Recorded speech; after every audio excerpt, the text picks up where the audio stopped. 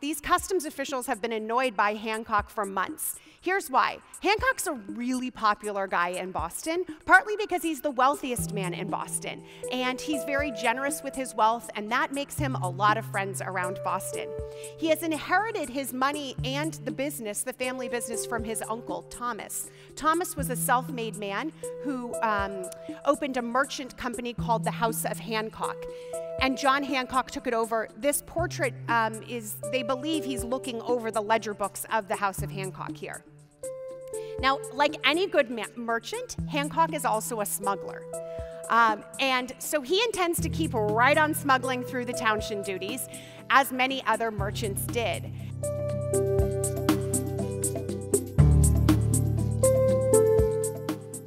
I am excited to be speaking to you guys tonight about the 250th anniversary of the occupation of Boston, but on a more personal note, if you'll indulge me, I am thrilled and honored to be speaking in a place where John Hancock, Samuel Adams, and Joseph Warren also orated. So I'm nerding out a little bit that I get to speak before an audience at Old South Meeting House.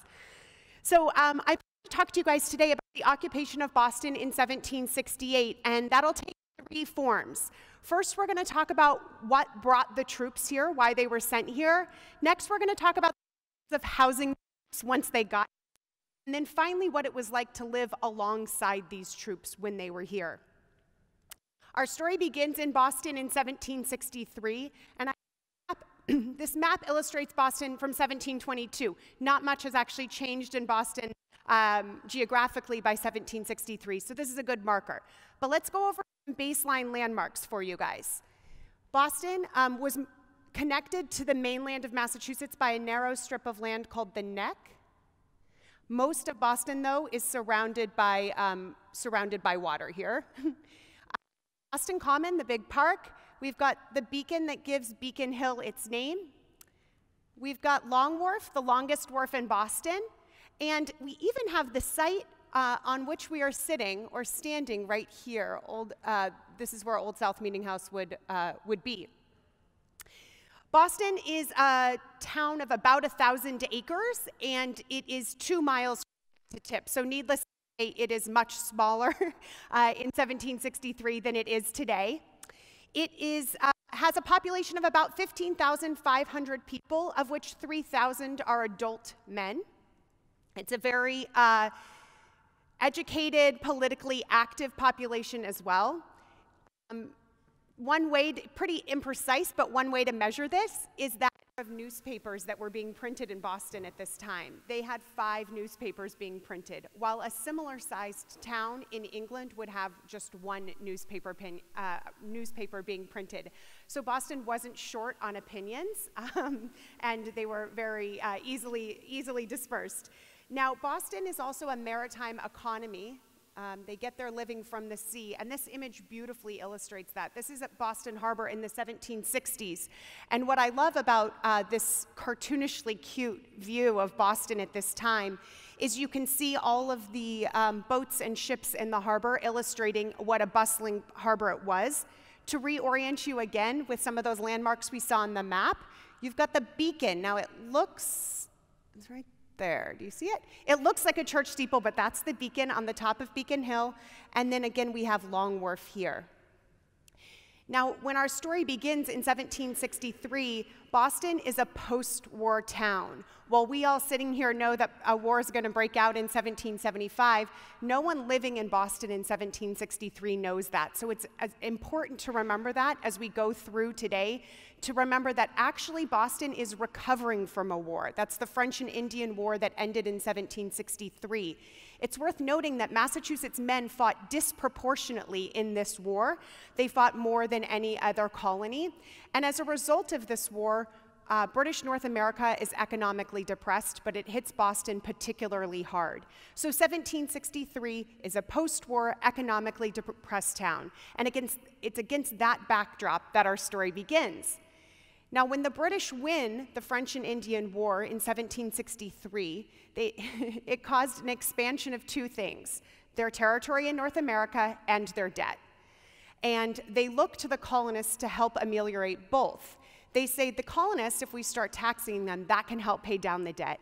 But also, we need to station troops in North America. We now have a lot more territory than we did before, and so we need to station troops here. The troops, the Parliament surmised, would be paid for by the colonists as well. So in 1765, Parliament passes the Stamp Act. The Stamp Act now required a stamp on everyday printed goods. Newspapers now needed a stamp. Legal documents needed a stamp. And the Stamp Act collector of Massachusetts was named, and it was Andrew Oliver. This is a prestigious post to get, so it's no surprise that Andrew Oliver would get this post.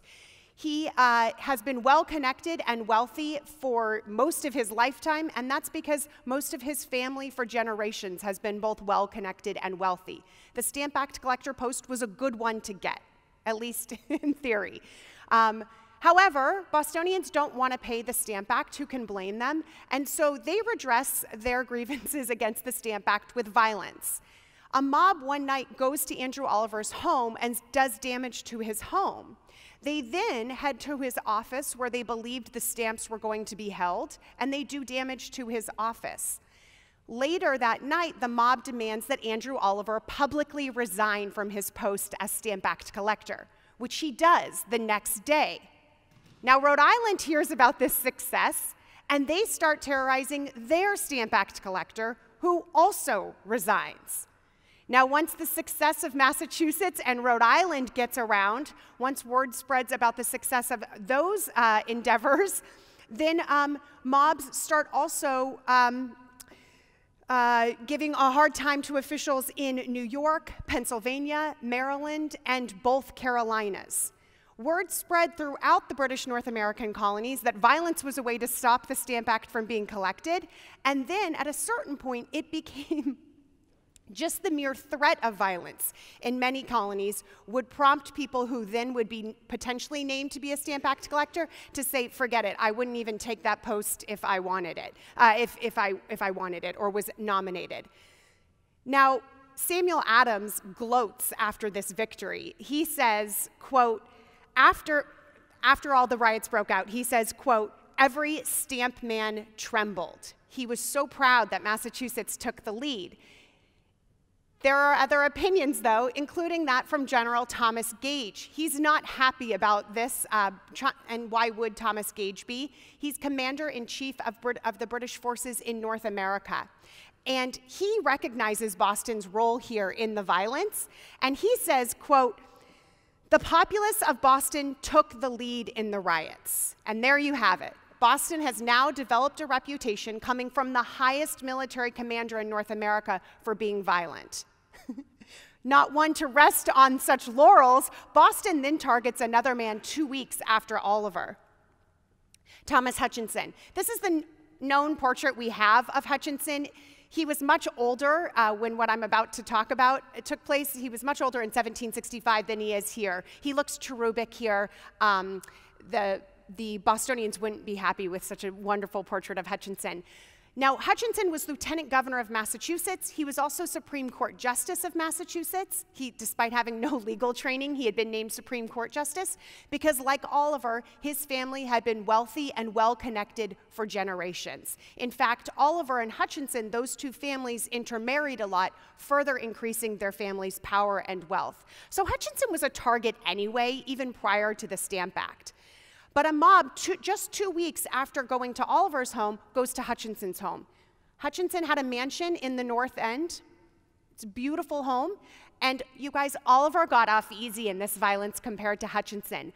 A mob goes to Hutchinson's home and systematically destroys it. They break every window, they smash every piece of furniture, they drink all the alcohol in his cellar. Much to the dismay of historians and archivists, future historians and archivists, the mob also destroyed valuable original documents. Hutchinson had considered himself a historian and was working on a multi-volume history of Massachusetts Bay Colony, and he'd been collecting these documents for his history. Those were flung out into the streets, destroyed. No one was ever punished for the riots against Hutchinson and the riots against Oliver, and you can imagine the way that that might embolden a population who already took the lead in violence. So as I mentioned, Boston is developing this reputation for being a violent and unruly group. And Governor Francis Bernard, the governor of Massachusetts, is also beginning to get uneasy. He says, no one's being punished for this violence. This violence happened twice in 2 weeks, and he's beginning to get also uneasy about how violent Boston is. Now, the Stamp Act is repealed in 1766, and Boston quiets down until another tax is passed.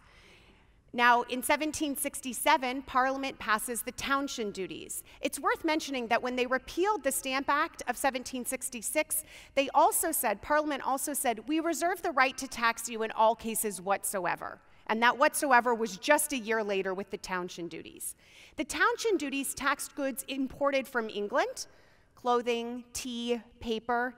Now, of course, if you hadn't wanted to pay the Stamp Act and your way of avoiding the Stamp Act was violence, the same could probably be said for the townshend duties. But Parliament catches on, and they get smart after the Stamp Act, and they say, we're going to pass these new taxes, but we're also going to add a whole bunch of customs officials to help enforce this and collect these duties. So a bunch of new British customs officials arrived to Boston in 1768. The next story centers around John Hancock. These customs officials have been annoyed by Hancock for months. Here's why. Hancock's a really popular guy in Boston, partly because he's the wealthiest man in Boston, and he's very generous with his wealth, and that makes him a lot of friends around Boston. He has inherited his money and the business, the family business, from his uncle, Thomas. Thomas was a self-made man who opened a merchant company called the House of Hancock. And John Hancock took it over. This portrait they believe he's looking over the ledger books of the House of Hancock here.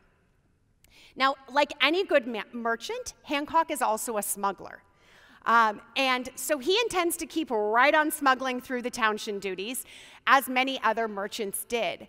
And the customs officials are so irritated with Hancock because they know what he's doing, but they haven't been able to catch him. And finally, they seem to set up this perfect moment where they can catch him. And they go down to the wharf and seize one of Hancock's ships. And they say that that ship and all of the cargo is now property of the British Empire because Hancock did not pay his proper customs duties. Well, here's where his popularity helps him out. A mob hears word about Hancock's siege and descends on the waterfront and beats up the 2 British customs officials who had been involved in seizing Hancock's ship. Not satisfied with just merely beating these 2 guys up, they take it one step further. This is pretty unbelievable, you guys. The mob then drags one of the British customs officials' boats out of Boston Harbor. They haul it through the streets of Boston up to Boston Common, where they set the boat on fire. It's a very effective way to get a message across. Now, Boston had already had this reputation of being violent, and now they're setting boats on fire. So Parliament is growing uneasy. Governor Francis Bernard is growing really uneasy. He's writing to Parliament frequently saying, I can't control Boston. I don't have anywhere to send these customs officials to keep them safe. It's a really dangerous scene. So based on all of these things, Parliament decides to send in British troops. So that's what they're doing here. Now, the problem with sending in troops is we also have to know a little bit more background about not just Boston, but all colonists. Colonists in North America feared standing armies or permanent armies. Despite fighting alongside the British during the French and Indian War, colonies historically didn't have their own armies. They had temporary militias that gathered when they needed to fight and then dispersed when they didn't. So this fear of standing armies is visceral for many Bostonians. We have Samuel Adams claiming, quote, the raising and keeping a standing army within the kingdom in a time of peace is against law. Now, part of the reason standing armies were considered so dangerous is because they thought that soldiers weren't free-thinking members of the community. They thought that they were only responsible for the chain of command and that they were only responsible to the rules and dictums of the military and not the community. John Hancock says that standing armies are often composed of men, quote, unfit to live in civil society, who have given up their own liberties and envy those who enjoy liberty. So now we've got a fear of standing armies, if not an outright loathing of standing armies, and a history of violence. And here come the troops. Now, nothing in history is inevitable, but it seems likely that there was going to be a problem when the troops arrive. And arrive they do. They arrive on October 1st, 1768. 1,200 troops arrive. A month later, 800 more troops arrive. So that's 2,000 adult men occupying Boston within 1 month in 1768. As a reminder, this is a town of 15,500 people, including 3,000 adult men. The key thing here then means that Parliament decided to increase Boston's adult male population by 60% in a month. Again, nothing is inevitable, but it seems like trouble may follow, suddenly having this flood in such a small town. On the day of the troops' arrival, until a year and a half later, there is a daily report published called the Journal of the Times. And it's published from here in Boston and reprinted in New York and Philadelphia and throughout the colonies. And the Journal of the Times reported on the daily abuses, as Bostonians saw it, of living alongside the soldiers. And that's what we're going to be looking at for the rest of the talk tonight. When you see quotations up here, those are coming from the Journal of the Times. Now, the Journal of the Times, we don't know who the author is. There may have been more than one. They had a clear motive. The motive was not only to let other cities in the North American colonies know about the trouble that they were having with the British soldiers, but it was also written with the audience of Parliament in mind, to let them know about the daily abuses that were happening at their hands. So it's a heavily biased source. It's not necessarily an unreliable one, though. We do see accounts that they are being printed in the Journal of the Times, also being printed in other newspapers. So the troops arrive on October 1st, 1768. All the troops landed and marched into the common, with muskets charged, bayonets fixed, colors flying, drums beating, and fifes, etc., playing. A military parade, guys. They landed at Long Wharf and marched through Boston, beating drums, playing their fifes, making a big scene. This is likely in an attempt to intimidate Bostonians, or at least to just announce their presence and maybe calm Boston down.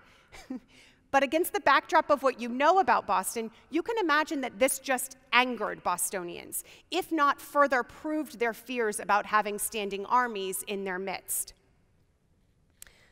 We have an actual image of the troops' arrival, which is wonderful as well, and that's by Paul Revere. I love the way this image contrasts, this image of Boston Harbor contrasts with that first image I showed you of Boston Harbor, because we have the same harbor filled with ships, except this time they're military ships filled with British soldiers. And you can see them disembarking here on Long Wharf. Now you'll have to sort of strain to see, but you can see the red coats here, a group of them, and you can see the red of the coats here on these little boats coming in. So they marched up Long Wharf over to Boston Common for this parade. And now the troops need a place to stay. They're here, and where are they going to stay? Now, one thing that many people think of when they think of quartering troops is that troops were allowed to stay in private homes. And this isn't true. The Quartering Act of 1765 actually specifically protected against this. The Quartering Act was passed in an effort, again, because the British Army now needed to station troops in distant parts of North America. The Quartering Act was designed to prevent soldiers from being able to stay in colonists' homes. They recognized some right to privacy. But colonists had to pay for this privacy. Here's the twist of the Quartering Act. While soldiers could not stay in private homes, colonists actually had to pay for the supplies of the soldiers. This included candles, bedding, food, sometimes even the alcohol that they drank. So if soldiers weren't going to stay in private homes, where were they going to stay? They first had to stay in barracks. Any available barracks was the first place that the troops had to stay. Following that, they could stay in public houses, which is taverns, not public houses, people's homes. So the troops arrive. They need a place to stay. Where are the barracks in Boston? Now, if you didn't already know this about Boston, they're a clever group. There are barracks in Boston, except they're on Castle Island. Now today, Castle Island is not an island, as many of you know. It's connected to the mainland. But in the 18th century, it was actually an island. And the Boston Town Council is clever, and they say, hey, we're going to comply with the letter of the law. You can use the available barracks on Castle Island. Castle Island was 3 miles away from Boston, which defeats the whole purpose of bringing troops in here to sort of keep the peace in Boston, if in fact they have to literally stay on an island. So Governor Francis Bernard is not happy with this, not to mention that the barracks at Castle Island were notoriously in disrepair. They needed to be updated. So Governor Bernard says, all right, they're not going to Castle Island. That's absurd. That defeats the whole purpose. I've got 2 options for where they can stay. The first place that they can stay is the Manufactory House, leading to another episode that shows the cleverness of Bostonians. Now, the Manufactory House was a 2-story tall building located right near Boston Common. And it was a failed business venture. Originally, it had been constructed to be a place for both people to live and work. So they lived upstairs and worked as manufacturers down below. This business venture failed, so it was mostly just squatters living in the Manufactory House at this point. So Bernard, of course, Governor Bernard thinks this is a great place to put them. Okay, you guys. So on October 1st, people are ready to go and take over the Manufactory House. An officer from the colonel went to the Manufactory House and requested Mr. Brown and the other occupiers to remove in 2 hours that the troops might take possession. It's very straightforward. Go to the Manufactory House, tell the squatters to get out. Except, instead of a compliance, the doors were barred and bolted against them. So those squatters are smart. They say, you don't have the right to take over this house. We live here. And they barred the doors against them. Perfect, right? The soldiers still need a place to stay, and they're not going to give up on the Manufactory House, however. So Lieutenant Governor Hutchinson visits the Manufactory House at one point. The sheriff goes down there trying to get these squatters out, and they won't. So soldiers decide to force the issue. The soldiers force the issue by occupying both the cellar of the Manufactory House and standing around the perimeter of the Manufactory House. The reason that they stood around the perimeter was to terrify or starve the occupants out of the building. So the soldiers thought, well, listen, if you want to stay in there, fine, you're going to have to stay in there the whole time. And eventually you're going to get hungry. And you're going to want to come out. And when you do, we're going to rush in and take over the house. Things are getting grim.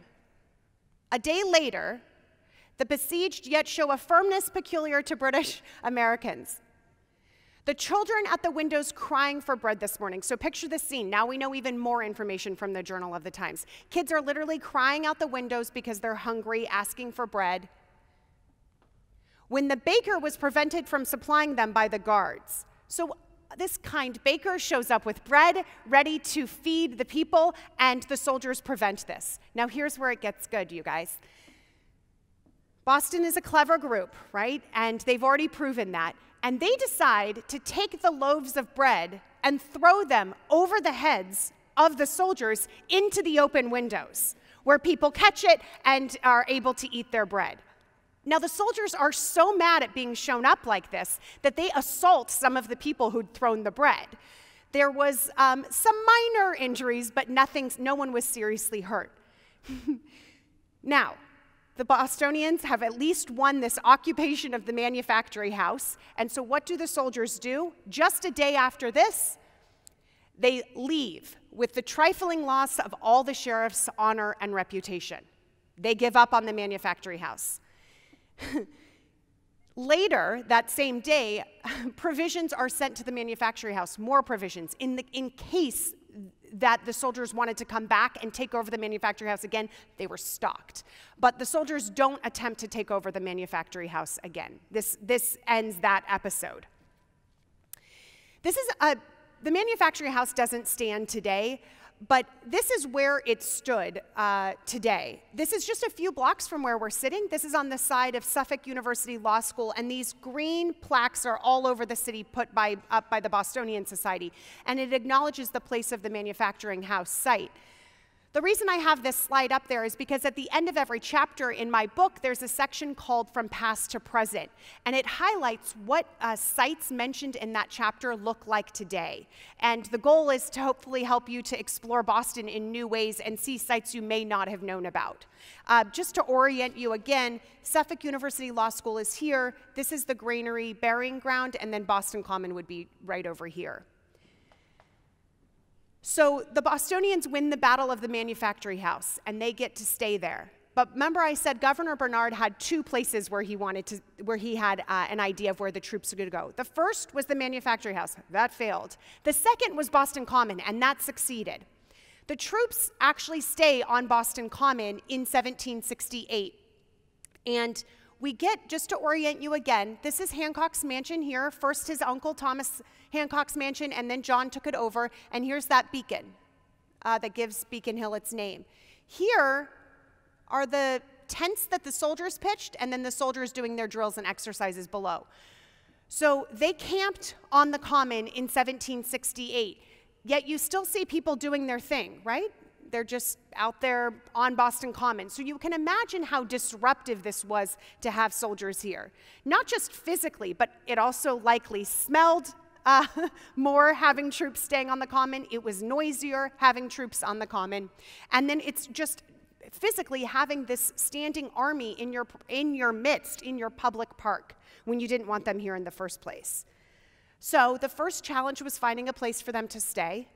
And then the second challenge is actually living alongside these soldiers and what that's like for Boston.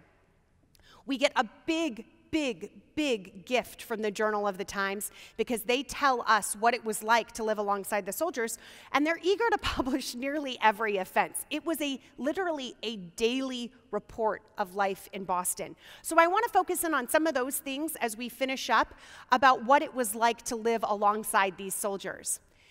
One of the things that the Journal of the Times reports frequently on is the public punishments that were happening in Boston. This is October 6th, so the troops haven't even been here a week. In the morning, 9 or 10 soldiers of Colonel Carr's regiment for sundry misdemeanors were severely whipped on the Common. So not only are they staying and camping on the Common, but now they're punishing soldiers on the Common. This wouldn't be something that people would want to see. Again, this fear of standing armies would make punishments like this all the more frightening. They were annoyed by the everyday abuse they now had to suffer from the soldiers. This is November 30th, 1768.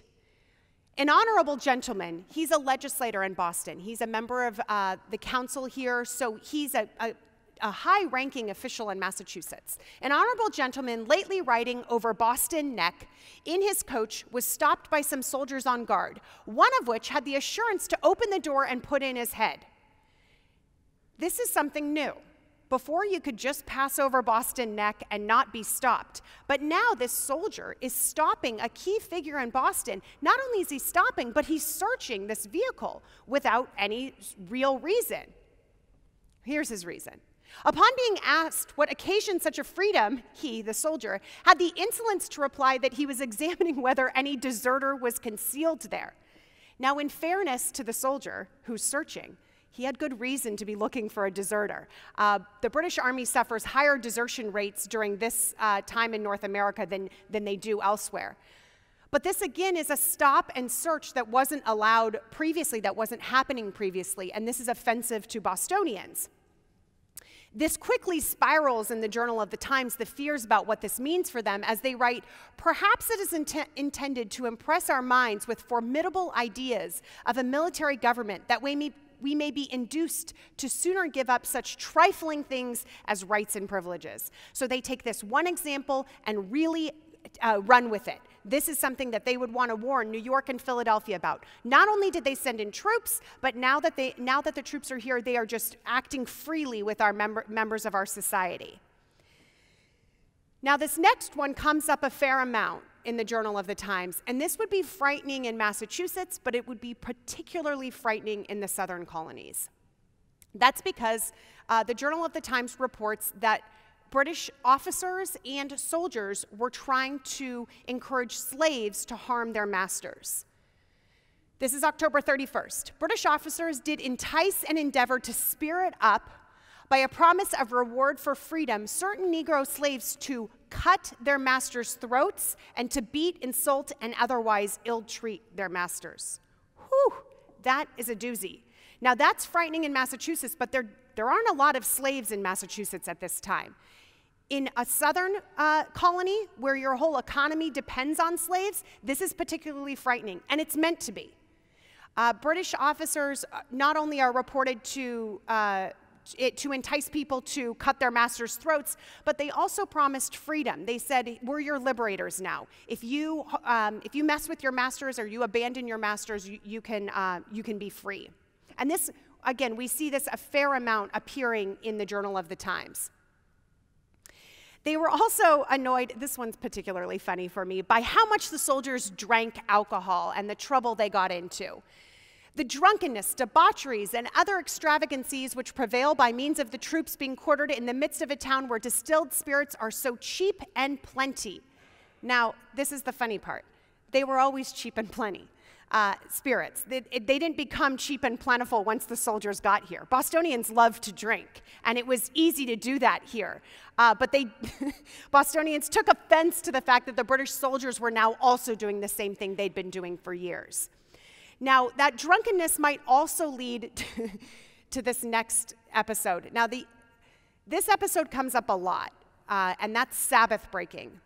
The colonists, Bostonians, were particularly annoyed by how much noise and how disrespectful the soldiers were on Sundays.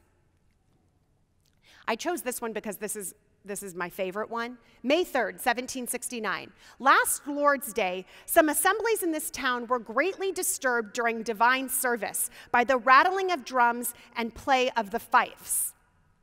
A party of soldiers with those noisy instruments passed one of those assemblies twice in the space of a half an hour. Friends, this can really only be an example of the soldiers deliberately annoying Boston. They know it's Sunday, they know people are inside having a church service, and they decide to take their band and parade back and forth the windows twice in a half an hour. So this annoyed Bostonians, as you can imagine. And what's interesting about the May 3rd date is we see these reports of Sabbath breaking as early as October when the troops arrive. And Bostonians were complaining to the officers about it, and officers were claiming to do things about it. But it continued even in May with such offenses as twice in a half hour. Finally, they were annoyed about the assaults on women, and this comes up also a fair amount, is attacks on women. Now, we see attacks on men too, but I want to highlight the attacks on women. March 18th, 1769, a woman of this town was struck down the other evening near the rope walks and much abused and wounded by a soldier. Another woman, when passing the streets, was served in the same brutal manner and robbed of a bundle of linen she had under her arm. These types of accounts happen a lot in the Journal of the Times. They talk about women being shouted at by soldiers, being harmed by soldiers.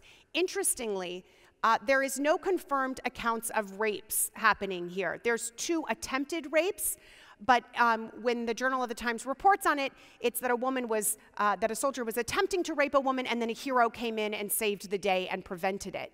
There is one account that is difficult to read about a woman who collapses and later dies with severe bruising on her body. She had clearly been beaten up, and when performed an autopsy, it was believed that she had been raped as a part of this attack by a British soldier. But that is never confirmed. So the Journal of the Times, while reporting on these accounts of rape against women, never actually confirm a rape against women. But this is frightening. And again, if you're writing for New York and Philadelphia, and if you're writing for members of Parliament, these sorts of things should frighten them.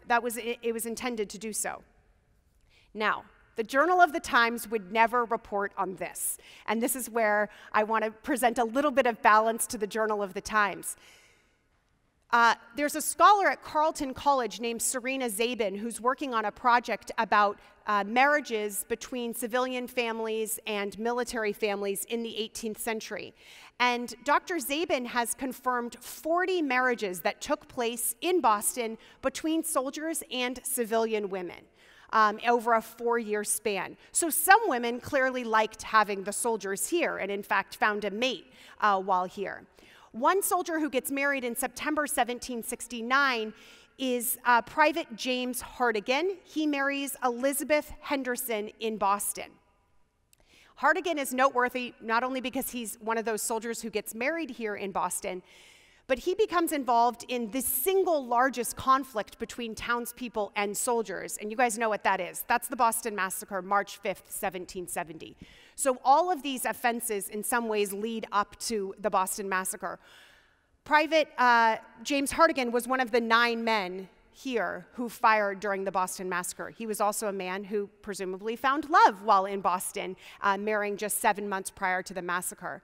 After the massacre, aside from the 9 soldiers who stood on trial, the rest of the troops are sent out of Boston, and they don't return until 1774.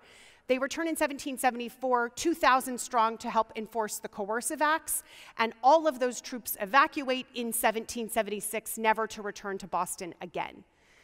But we began tonight in 1768 and the arrival of the troops, which brings out the cleverness of Boston, the vigilance of Boston, the fears of Boston, and the violence of Boston.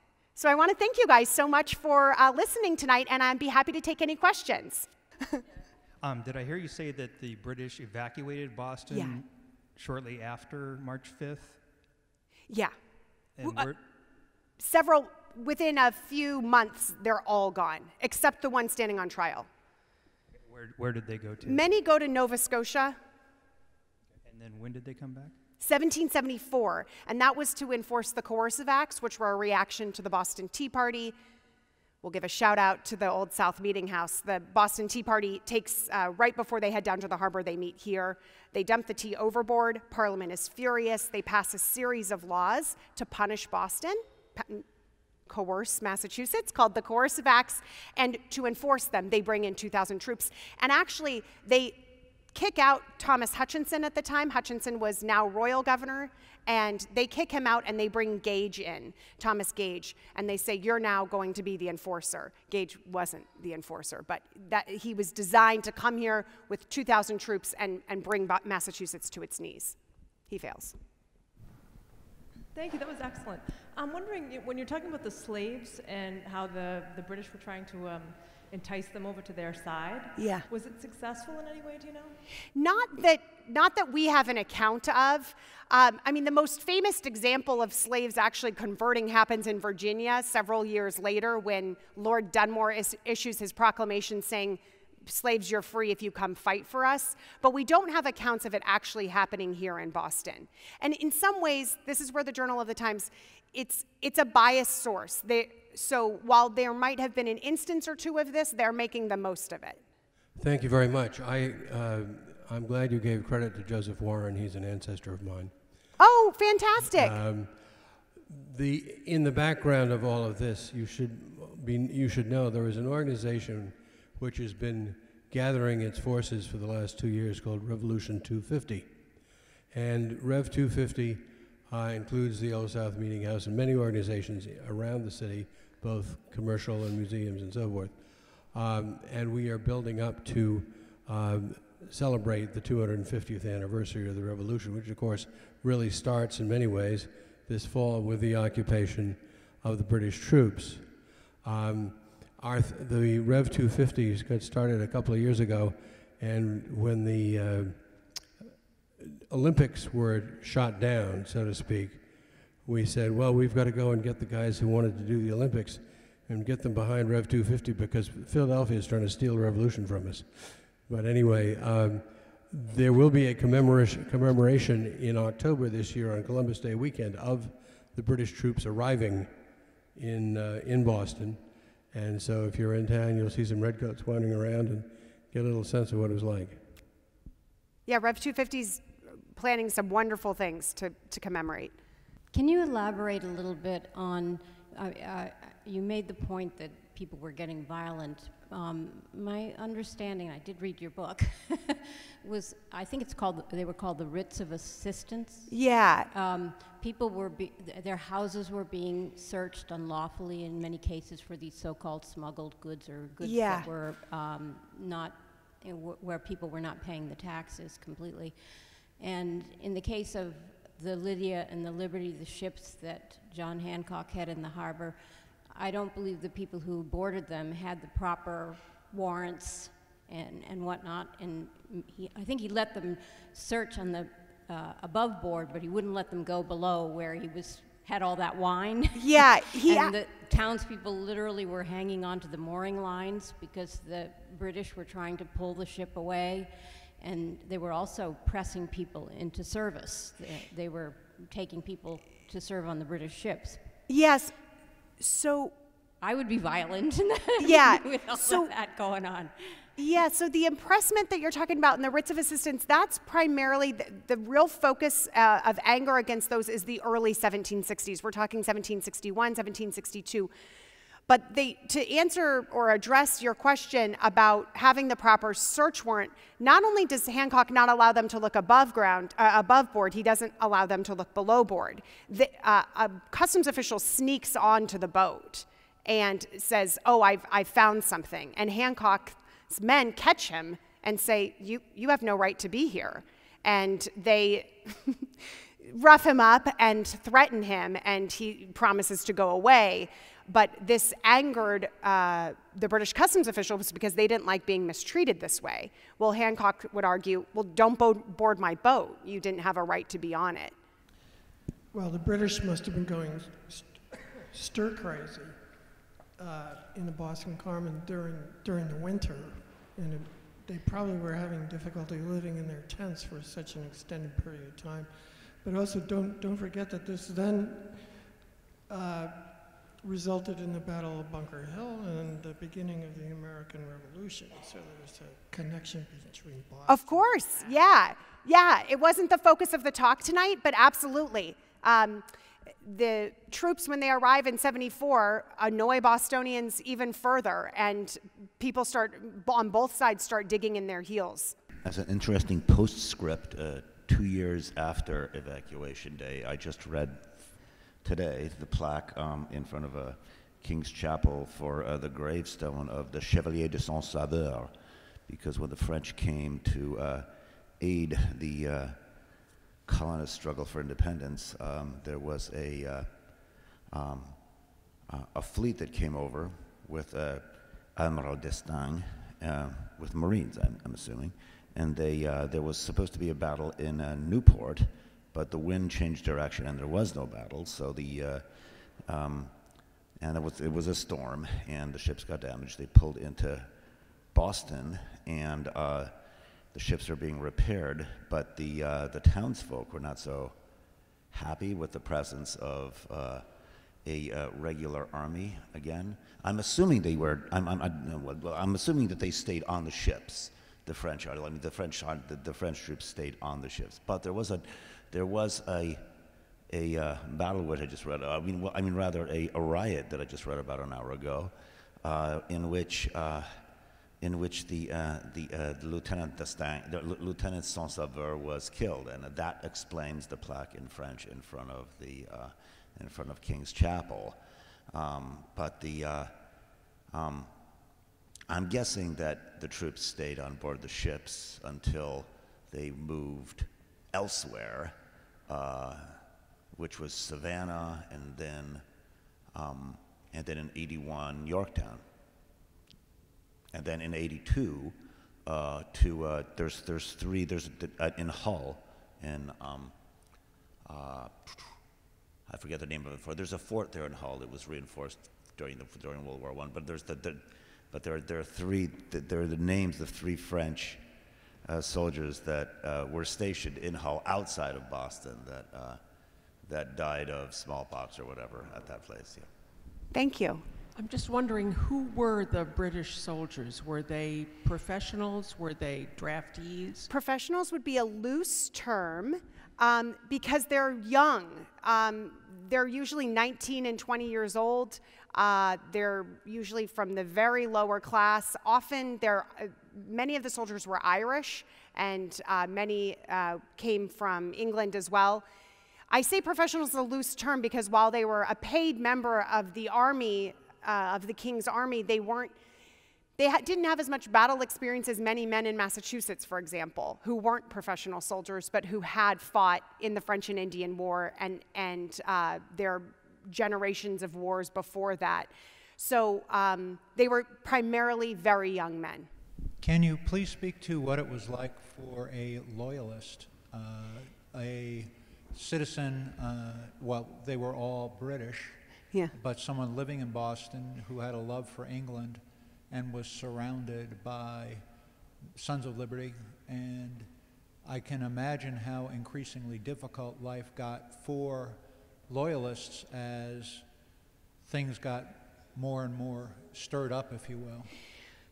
Two experiences of loyalists are Oliver and Hutchinson. So that's what happens to loyalists, is they get their private property destroyed.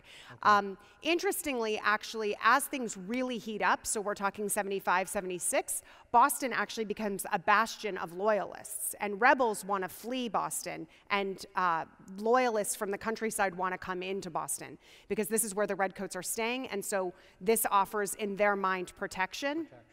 It doesn't exactly, but because now you're just essentially an island full of loyalists and redcoats, so you make an enormous target. And in the evacuation, a lot of families, I would imagine, evacuated back to England? Not typically to England first. I mean, we're seeing a lot of the soldiers head south to New York. To New York, yeah, for the battles yeah. there, but the loyalist families. Oh, they're going went to Nova Canada? Scotia typically. Yeah, Canada. Okay. yeah. Hutchinson, for example, he goes all the way back to England, but England isn't his home. He was born in Boston, and his family had been here for generations. So many didn't go home to England because it wasn't home for them. And how was he viewed at home in England? Was Hutchinson? He's a very complex character. He tried to do the best he could. Yeah. With yeah. the entire city coming down around him. Yeah, I'm very sympathetic to him. He gets an audience with the king when he arrives, Hutchinson, right. And the king wants to know more about Boston. But after that, he really struggles in Boston. His son remains here. He struggles in England. His son remains here. And Hutchinson is so earnest, and he believes that things will be repaired. I mean, he's sort of out of touch, too, but he's writing saying, you know, I look forward to coming home. He doesn't get it, that... and why should he? He doesn't know. Nobody knew at the time that things were broken and not to be repaired. Weren't the soldiers, especially the officers, weren't some of them housed, quartered in the North End, you know, with families? You can't stay with a family. There is a new quartering act passed in 1774, but we don't see soldiers staying in private homes. So they do stay throughout Boston, but they're staying in taverns, sometimes in government buildings at this point, and in the barracks. Some are staying on Castle Island. Okay, thank you. Yeah. Yeah. Okay. We'll close out this part. Thank you so much. Thank you, guys.